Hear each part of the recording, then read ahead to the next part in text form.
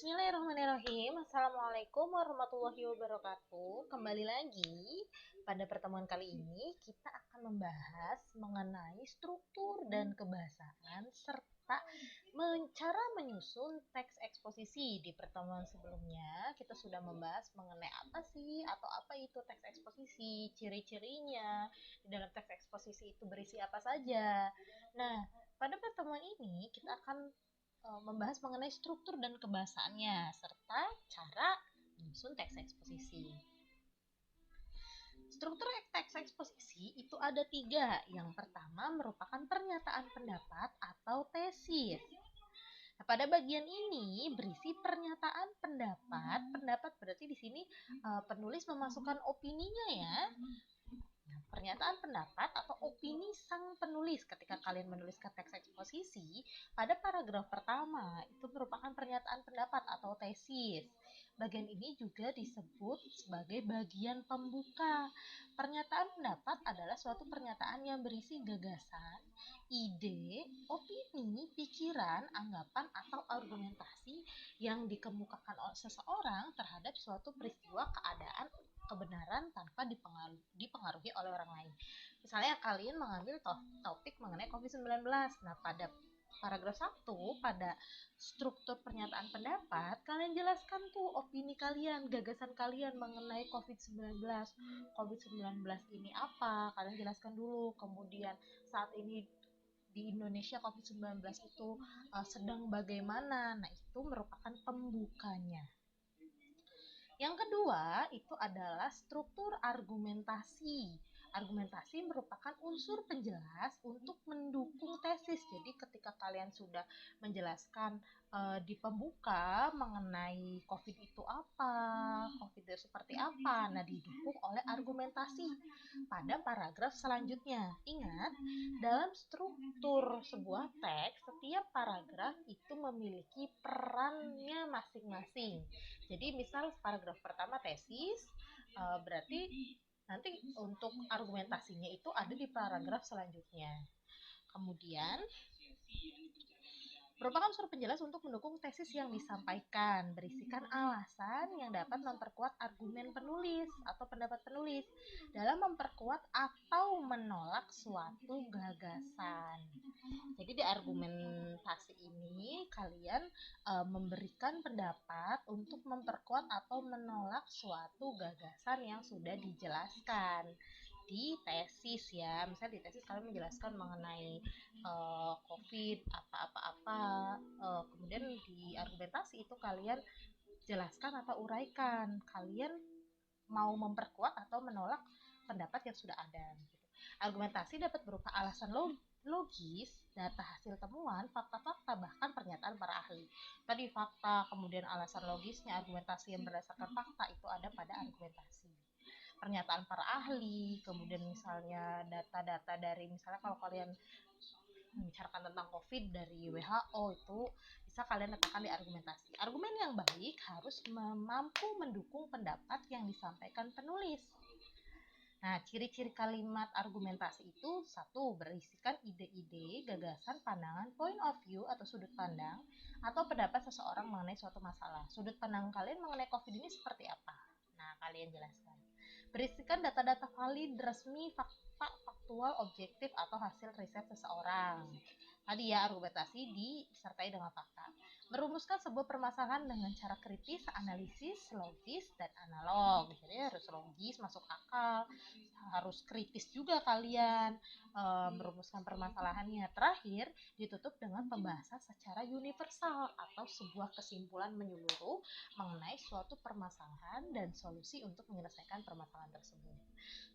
Unsur yang terakhir adalah penegasan ulang, struktur yang terakhir. Nah, pada penegasan ulang ini berisi pendapat merupakan bagian yang berisi penegasan ulang pendapat sang penulis. Jadi, penegasan ulang dari pendapat penulis, yaitu bagian yang bertujuan menegaskan pendapat awal serta menambahkan rekomendasi atau saran. Nah, penegasan ulang ini berisi penegasan ulang dari pendapat yang ada pada tesis tapi menggunakan redaksi yang berbeda atau bahasa yang berbeda. Baik, mari kita lihat ya analisis struktur teks eksposisi. Di sini, ini ada sebuah teks yang berjudul Pembangunan dan Bencana Lingkungan. Di sini, strukturnya yang pertama itu tesisnya atau pernyataan pendapatnya ada di paragraf pertama. Bumi saat ini sedang menghadapi berbagai masalah lingkungan. Nah ini, bumi saat ini menghadapi berbagai masalah lingkungan. Tadi, tesis merupakan pembukaan. Bumi saat ini sedang menghadapi berbagai masalah lingkungan yang serius. 6 masalah lingkungan yang utama adalah ledakan jumlah penduduk dan lain-lain. Dari hal itu dapat dibayangkan betapa besar, ini merupakan argumen ya, pendapat ya, kerusakan alam yang terjadi karena jumlah populasi yang besar, konsumsi sumber daya alam, dan polusi yang meningkat. Kita masuk pada paragraf argumentasi. Paragraf argumentasi ini biasanya tidak hanya satu, tapi ada beberapa paragraf. Misalnya dari 7 paragraf teks eksposisi, paragraf pertama tesis. Nah, paragraf kedua, 3, 4, 5 itu argumentasi. Jadi wajar kalau argumentasi itu memiliki lebih dari satu paragraf, lebih dari 1, 2, atau 3 paragraf. Nah, argumentasi yang pertama, para ahli menyimpulkan bahwa masalah tersebut disebabkan oleh praktik. Nah, ini kan para ahli menyimpulkan. Tadi ya, di dalam argumentasi itu bisa juga berisikan mengenai pendapat para ahli. Kemudian yang kedua, penerapan konsep pembangunan berkelanjutan pada saat ini ternyata jauh dari harapan. Nah, ini argumennya nih. Kesulitan penerapannya terutama terjadi di negara berkembang. Nah, sampai di paragraf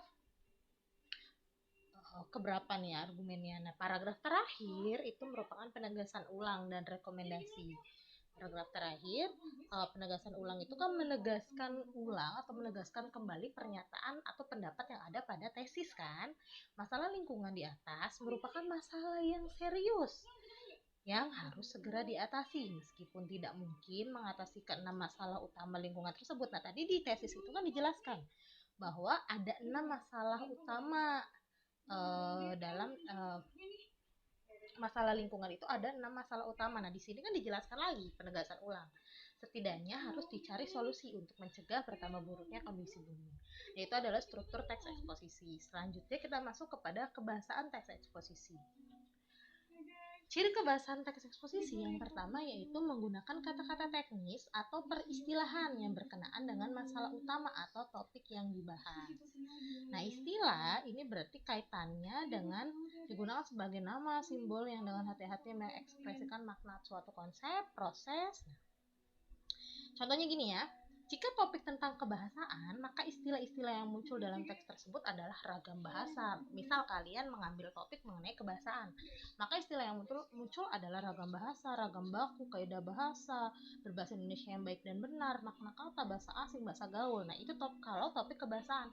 Kalau kalian topiknya COVID-19 itu kan penyakit. Berarti kaitannya istilah yang munculnya apa? Kata teknis yang munculnya berarti istilah-istilah medis yang tidak ada dalam istilah lain. Misalnya COVID-19, carrier, dan lain-lain. Itu adalah istilah teknis. Jadi istilah teknis itu istilah yang muncul sesuai dengan topik yang dibahas. Kalau topiknya COVID mengenai sebuah penyakit, maka istilah yang muncul adalah istilah medis. Kalau topiknya yang muncul adalah kebahasaan, maka yang muncul adalah istilah-istilah bahasa. Kalau misalnya kalian mengambil topiknya politik atau misalnya kalian mengambil topik militer, maka yang muncul adalah istilah-istilah yang kaitannya dengan politik dan militer. Kemudian, menggunakan kata-kata yang menunjukkan hubungan penyebab atau menyatakan sesuatu yang argumentatif, hubungan kausalitas. Sebab dan akibat ya, kausalitas itu misalnya nih, ini adalah contoh kata yang menyatakan sesuatu yang argumentatif atau hubungan kausalitas. Kalian kalau misalnya ingin mencari kata-kata yang menunjukkan hubungan kausalitas, cari aja ini jika, maka, sebab, disebabkan. Nah, itu kalimatnya menunjukkan hubungan kausalitas. Saya melihat ketidakberesan mereka berbahasa, antara lain disebabkan oleh. Nah, ini adalah kata-kata yang menunjukkan hubungan kausalitas. Disebabkan politik anti-dumping Indonesia sangat lemah akibatnya. Nah, ini kan sebab akibatnya. Kemudian menggunakan kata yang menyatakan hubungan temporal. kata-katanya apa saja, sebelum itu, kemudian, pada akhirnya, sebaliknya, ataupun perbandingan atau pertentangan. Katanya apa saja, sementara itu, sedangkan, halnya, namun. Kalian cari kalimat yang memiliki kata-kata ini. Itu memiliki menggunakan kata yang menyatakan hubungan temporal dan perbandingan. Ia kemudian nyeletuk gua. Nah, ini namun tidak demikian dengan acara-acara televisi dan radio. Ini contohnya. Sementara itu, Portugal hanya memerlukan 90 orang buruh untuk satu unit dan 80 orang buruh. Nah, sementara ini itu kan merupakan perbandingan atau pertentangan sementara itu. Kemudian menggunakan kata-kata kerja mental, yaitu kata kerja yang menyatakan kegiatan abstrak sebagai bentuk aktivitas pikiran. Mental itu kaitannya dengan pikiran. Berarti kata kerja yang berkaitan dengan aktivitas pikiran. Kata kerja itu kan sebuah aktivitas ya, karena mental maka aktivitas pikiran. Kata-kata yang dimaksud misalnya memperhatikan, menggambarkan itu kaitannya dengan mental atau pikiran. Memahami kaitannya dengan mental, mengetahui kaitannya dengan mental. Beda dengan menyapu itu kan ada kegiatannya, tidak ada, bukan kata kerja mental. Menyapu, memasak itu bukan kata kerja mental. Intinya kata kerja mental berkaitan dengan aktivitas pikiran. Ini perlu digaris bawahi. Nah, contoh, tak menyangka salah seorang siswa di samping saya juga memperhatikan percakapan mereka. Memperhatikan merupakan kata kerja mental. Dan lain-lainnya masih banyak lagi ya. Kemudian, menggunakan kata-kata perujukan seperti menurut, berdasarkan, merujuk. Contohnya, menurut beberapa penelitian. Nah, ini adalah kata-kata yang menggunakan atau merujuk ya. Dengan merujuk, ini terakhir adalah menggunakan kata-kata persuasif, yaitu kata-kata yang mengajak membaca ya, seperti hendaklah, sebaiknya, diharapkan. Para siswa justru harus menunjukkan kelas tersendiri dalam hal berbahasa.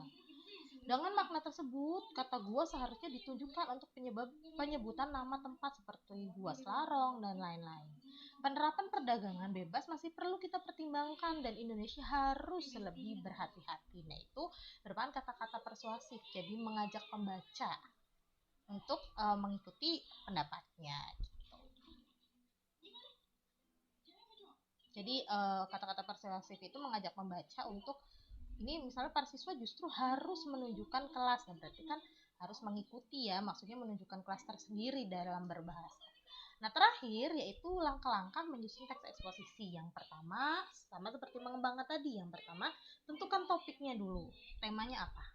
Kedua, tujuannya apa? Jadi tujuan dari tema yang ingin kalian bahas ini bertujuan untuk apa? Agar masyarakat itu bagaimana? Agar masyarakat seperti apa? Kemudian mengumpulkan bahannya itu berupa data, fakta-fakta yang kalian perlukan untuk memperkuat argumen, membuat kerangka karangan, dan terakhir menulis karangan sesuai dengan struktur dan kebahasaannya.